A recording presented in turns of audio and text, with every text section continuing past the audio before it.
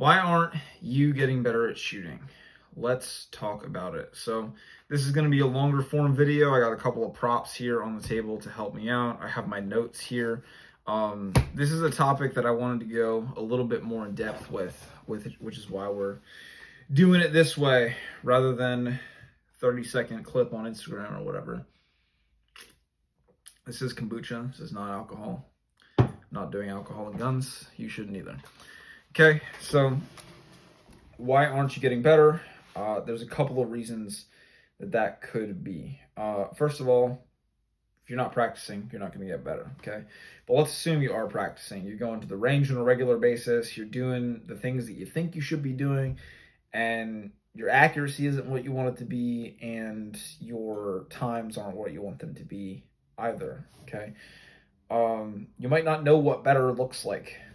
Okay, so if you've never seen good shooting, you might not know what good shooting looks like. So you should find somebody who can shoot better than you, at least. I'm not saying that you need to go hang out with a national champion or anything like that, but find somebody who's at some degree better than you and see if you can learn something from them. Okay.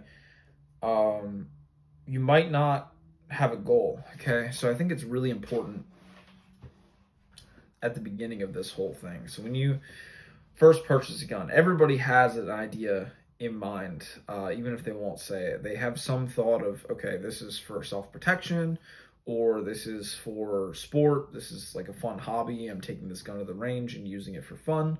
Or, you know, you get issued a gun and this is part of your job. You carry it in the course of your job duties. So whatever that is, you need to understand what that is in order to train effectively, because otherwise you don't really know what you're training for.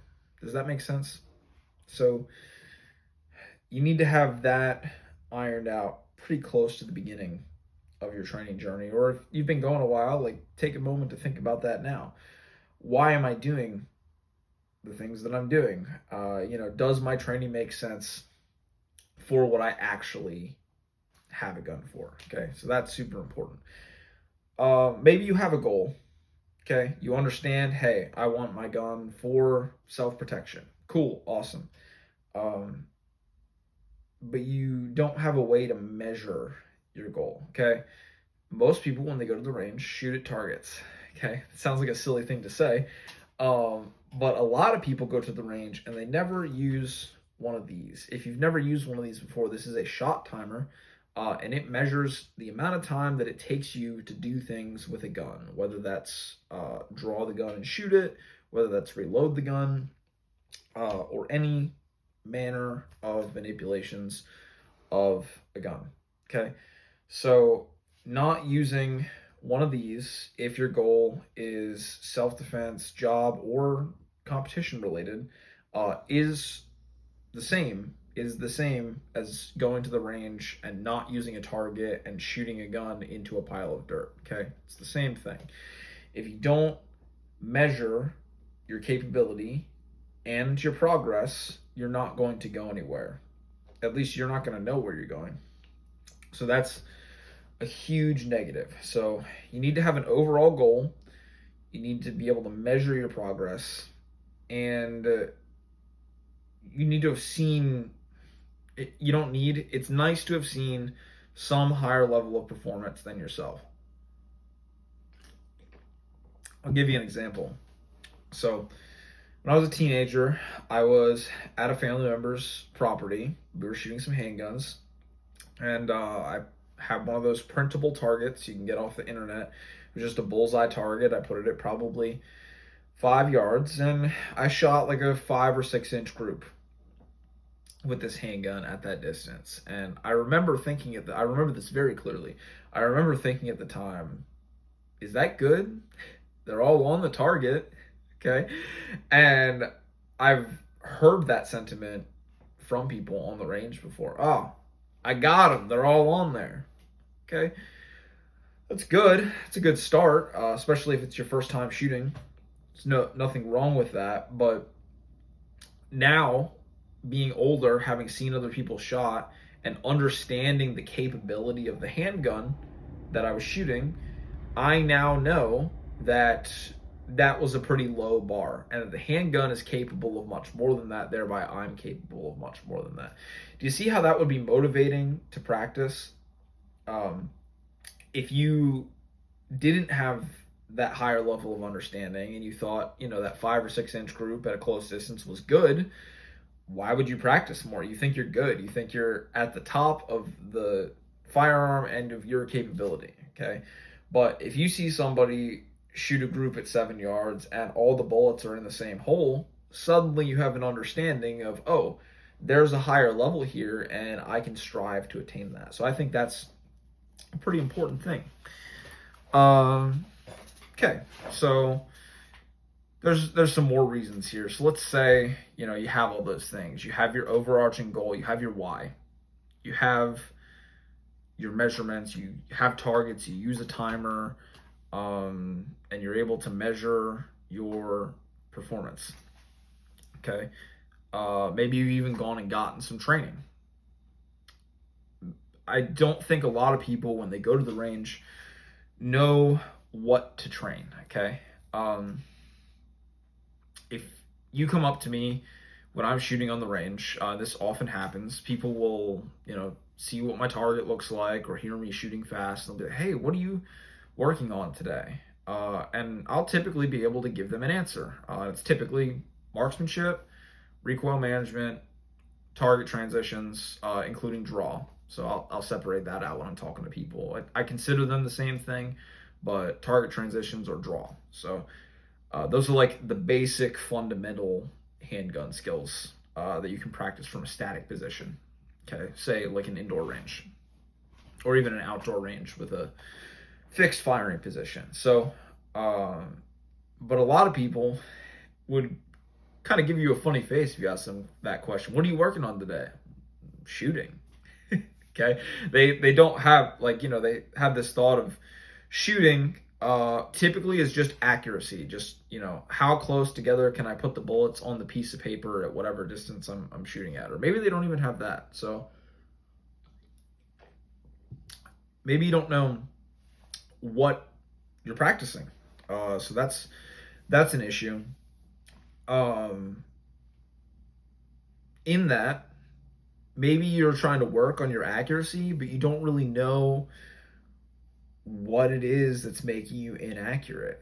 Okay, so you're shooting the gun, you're going low left every single time. Okay, you could know that, and you could know that there's a higher standard to be able to be met, but you don't know how to fix that. Okay, and a good instructor would be able to fix that very, very quickly for most people. I mean, it's an extraordinarily simple fix, but maybe that's something that you don't know. Okay, so these are all the things. This is why you're not getting any better. Okay, this is why these are most of the reasons why you could go to the range on a consistent basis and not be very successful. So let's talk about the flip side. What can we actually do to improve ourselves? Okay, so it's going to be the opposite of what we just talked about. You need to have your goal. You need to be able to measure your progress, and you need to know what and how to practice. Okay. In order to know these things, there's a lot of good information out on the internet, but I would recommend that you go work with an in-person instructor. A big issue that people run into when they're first starting in this, or starting in anything, whether it's a martial art or a sport, is when you don't know anything about the thing yourself, how do I pick somebody who's qualified? Okay.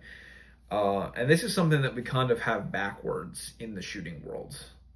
We put a high emphasis on people's pedigree, whatever their job was, in the military or as a law enforcement officer or something like that. Whereas some of those guys are great instructors, and I've worked with some of them, and they're amazing people, and they're really good at teaching firearms. But I would say that in my experience, that's the exception and not the norm. So what you should look for is an instructor that can teach using the EDGE method. So we're talking just about firearm skills right now. You know, how to shoot the gun, how to function it, and how to improve your performance. All of these kinds of things. Okay, I'm not talking about any other skill set right now. But you should find an instructor that's able to teach using the EDGE method. So the EDGE method is something I learned a fairly long time ago. It's an acronym that stands for Explain, Demonstrate, Guide, Enable. It's how I teach all of my individual lessons. It's an excellent way, in my opinion, to teach anybody a physical skill. It uses all of the learning styles. And it's pretty effective, again. So what does that mean? Okay, they should be able to tell you what it is that you're going to do. They should be able to show you what it is that you're going to do with a level of competency.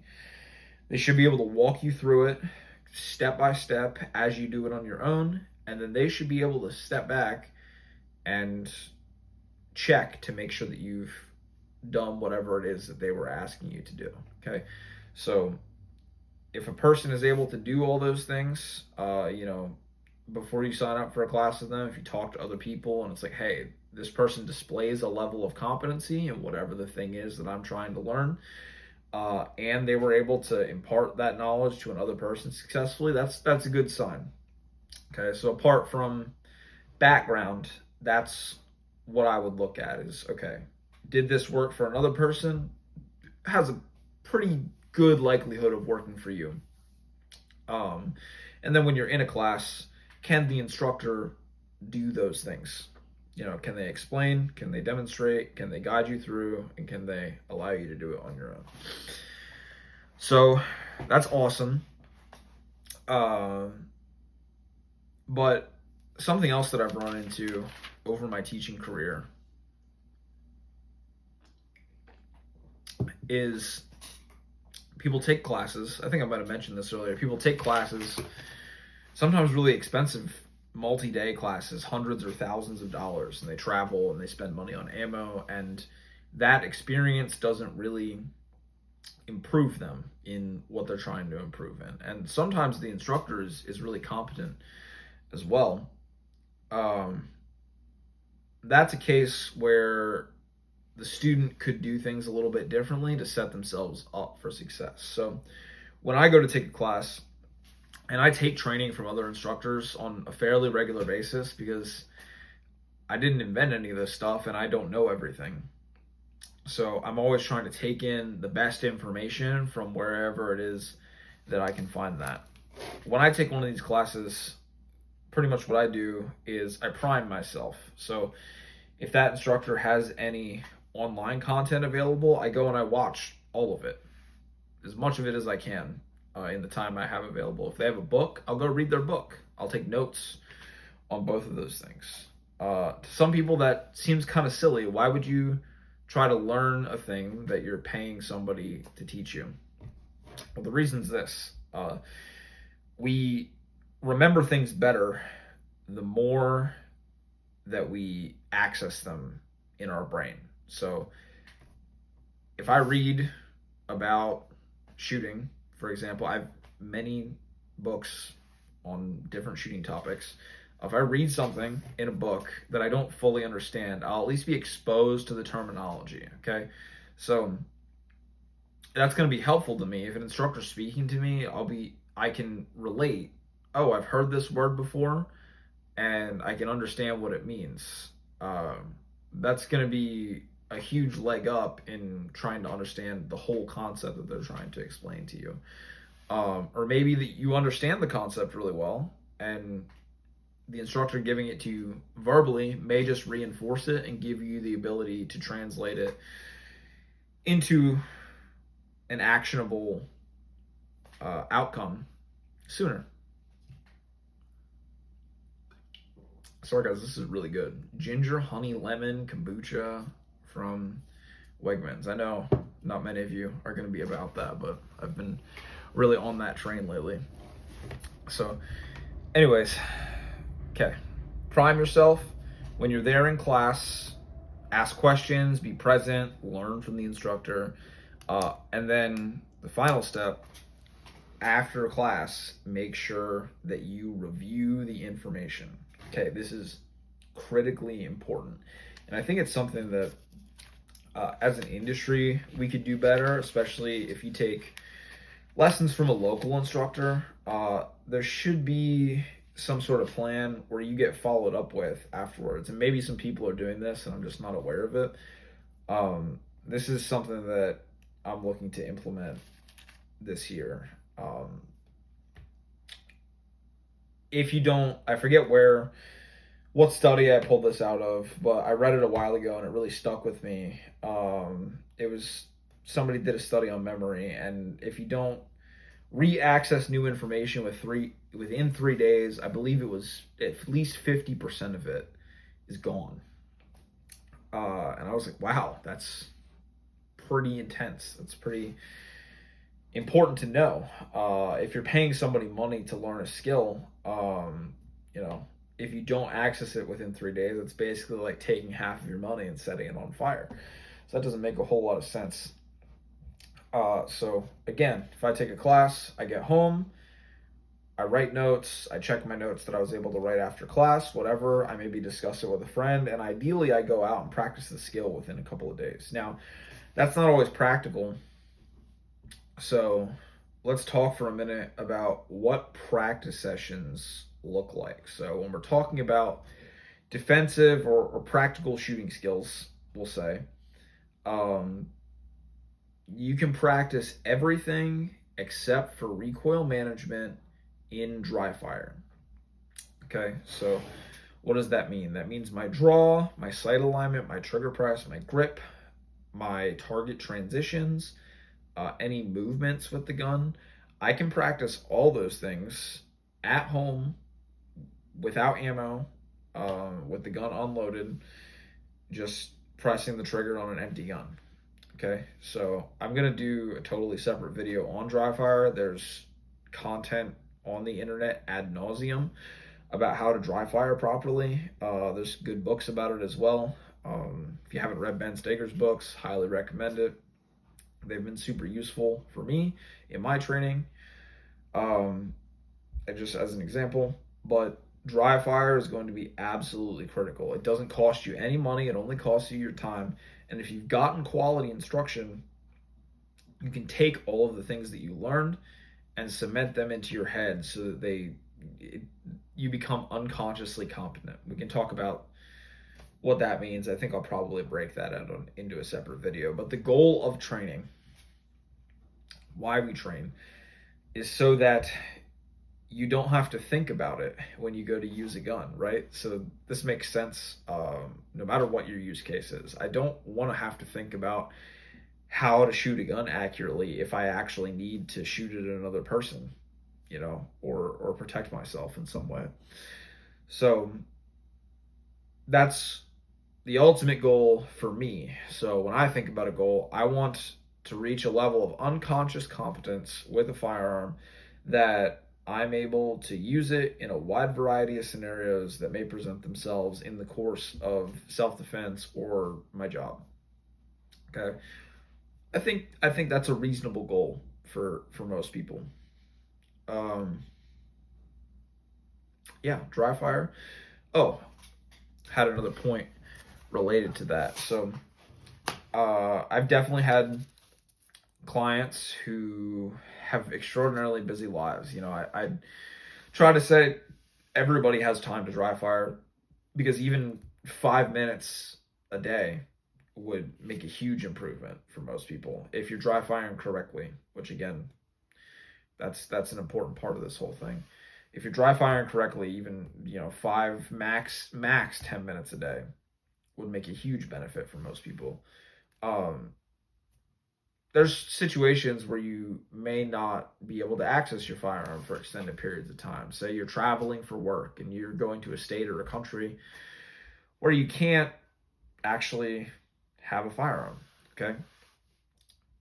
This is where we're going to rely on visualization. Stay with me here, because this is going to sound like some hocus pocus shit, and I didn't really understand this when I first heard the concept, but I'm 100% on board with it now. So, um, again, it's been pretty well proven at this point.